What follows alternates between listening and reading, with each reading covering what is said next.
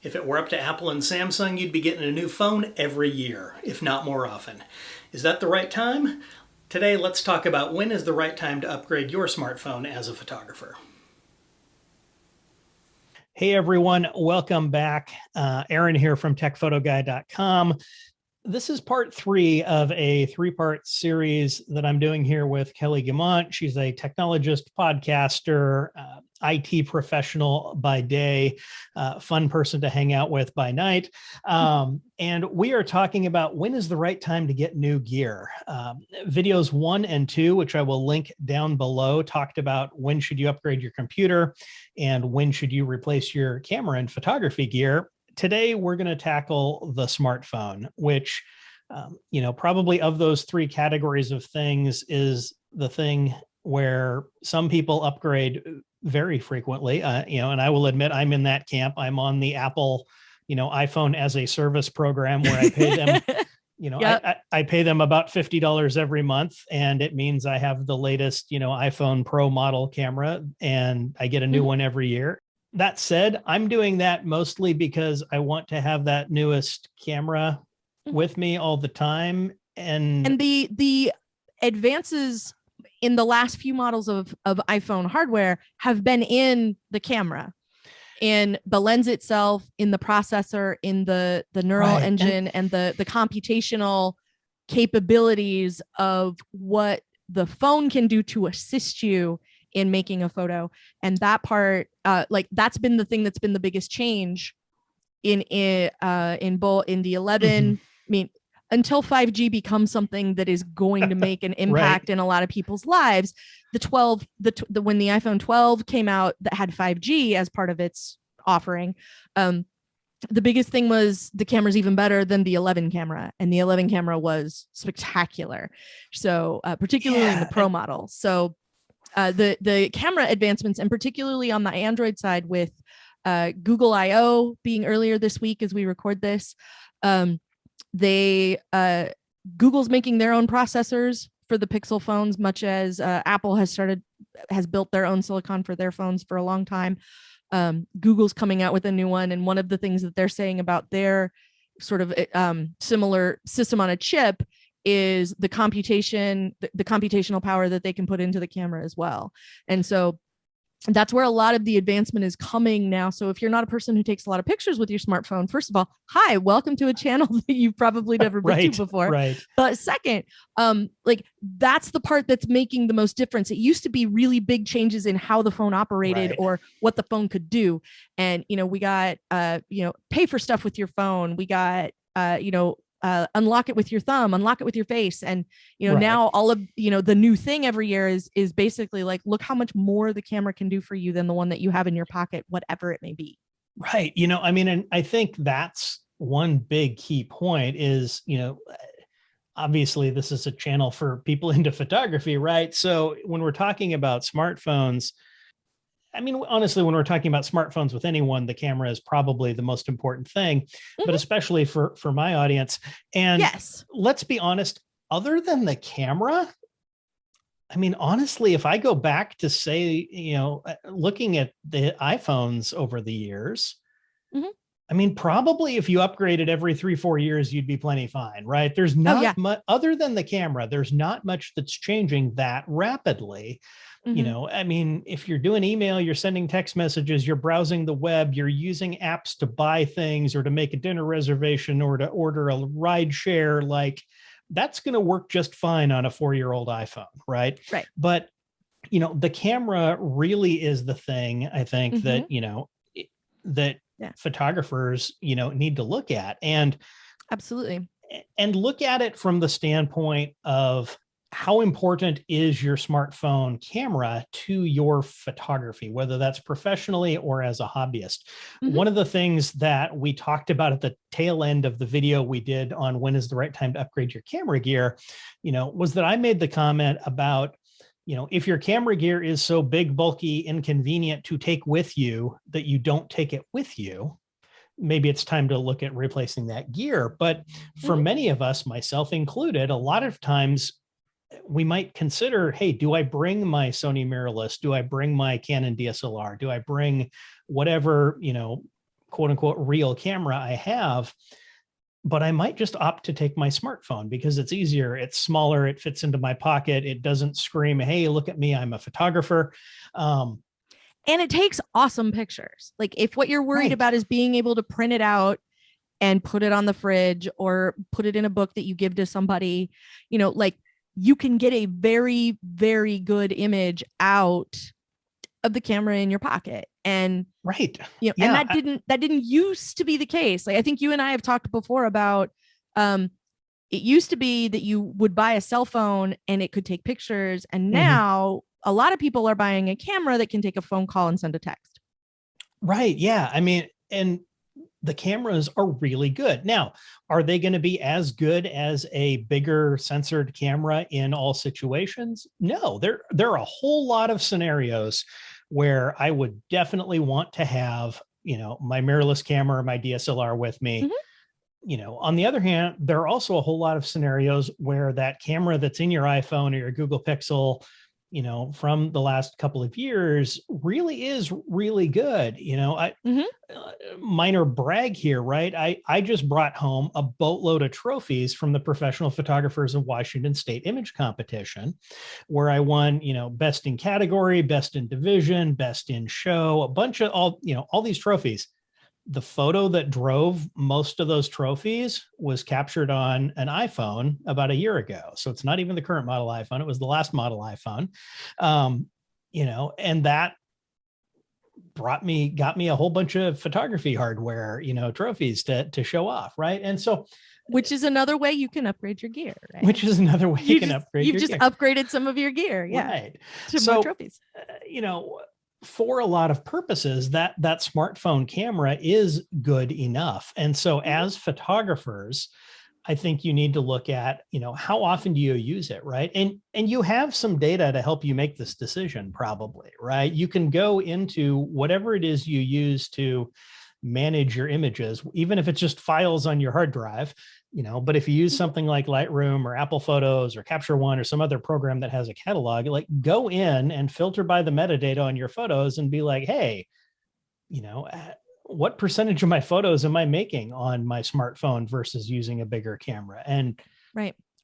I found that, especially over the last couple of years with COVID, but even before that, I found that I was making as many, if not more, images with my smartphone than I was with my bigger cameras. And if you're not, like, maybe there's an opportunity to integrate it more. Like, because I know, like, for a lot of people, muscle memory is hard, right? Like inertia is powerful.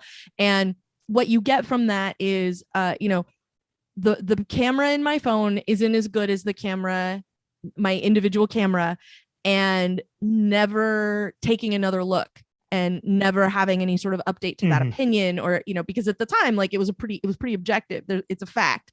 There's right. Like a 3 entire megapixel camera in your smartphone, and I've got 24 megapixels in my other hand, that can actually take a much better picture.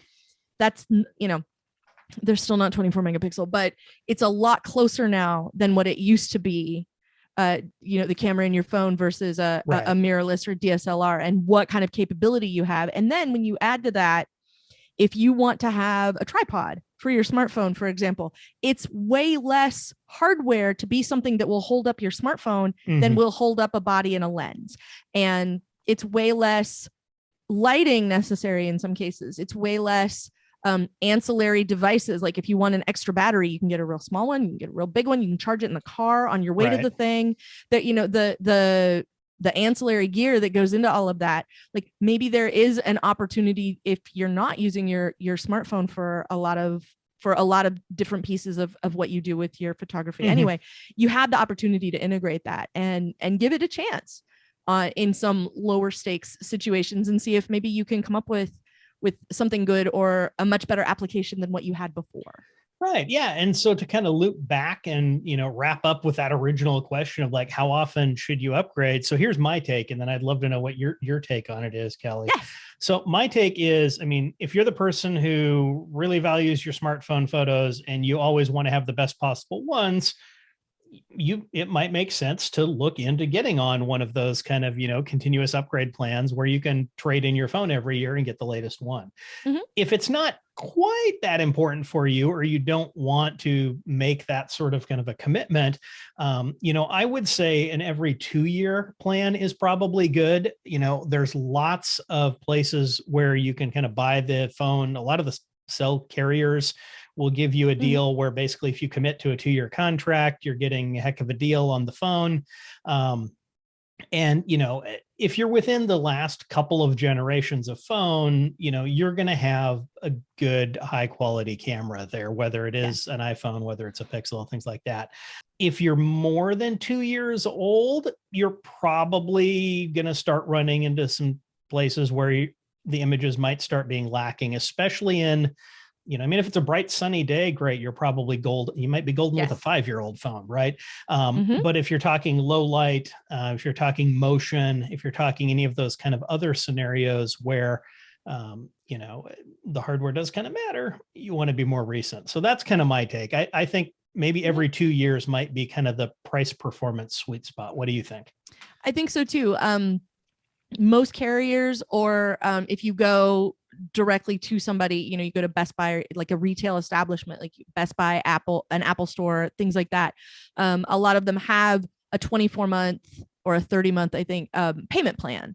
So, and most of them have done better about turning the phone into a line item on your bill, because they always used to tell you, right, like, we're giving you the phone for free for signing your contract for 2 years, but after 2 years, your bill never got any cheaper. And so they've sort of broken them into separate transactions, which I think is great because I love the transparency of that. But,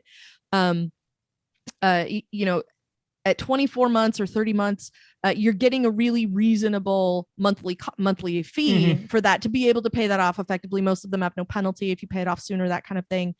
And then, after 2 years, like every year, you're not going to necessarily notice the dramatic upgrade from phone to phone, like going from the 12 to the 13, unless you are Kelly and have a special place in your heart for the unbelievably close-up macro photography, then you're probably not even going to notice the difference between the camera in the 12 and the camera in the 13.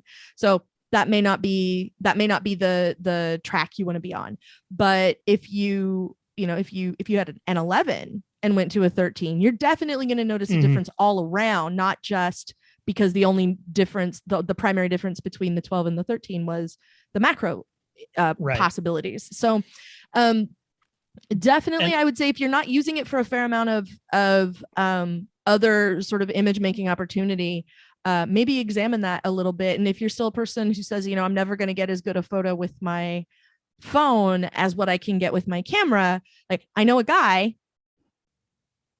who has a whole new shelf, had to build a whole new shelf for the hardware that disagrees and proves you wrong.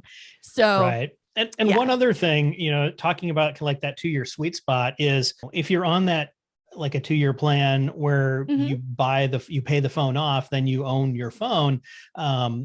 2 years out, you can still get an okay amount of resale value from that, whether you go through kind of one of the bigger trade-in programs or selling it privately. A 2-year-old phone is still going to get you a few $100s in, resale value, depending on what it is and, how much storage it has and all that. And so, especially the higher end, if you're a pro on the iPhone side, if you're a pro phone person, a Pro Max phone person, you will always be able to get a reasonable amount of money for something that still runs a current version of Mac OS or iOS. We're not that far yet. That still runs a current version of iOS and, and is still sort of considered current hardware by Apple, especially if it's something that they still sell, because they usually do, like last year's model and maybe the year before. So if it's still one that they sell brand new, you can definitely get a very good price on that. If you wanted to sell it and then go buy a new one, or make sure that someone in your house has a much better camera than they had a couple of years ago. Might be able to, hand it down to somebody, and if you are going to go that resale route, just know that if you can do that transaction as close to when the new phone is released, you're going to get the most resale value on that. That'll taper off as it gets even older.